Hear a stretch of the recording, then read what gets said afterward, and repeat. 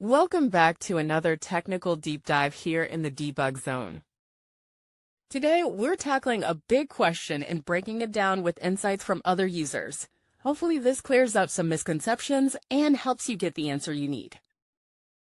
So buckle up, stay a little curious, and let's jump right in.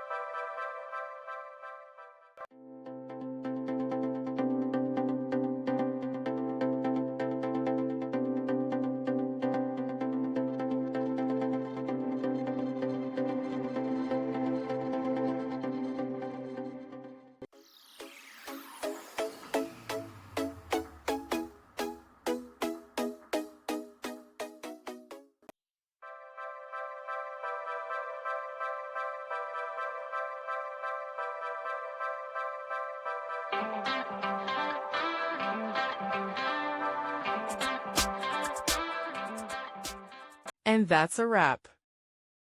I hope you found the answer you were looking for. If you did, take a second to hit that subscribe button. It really helps out. And let me know in the comments which solution worked best for you. See you next time in the debug zone.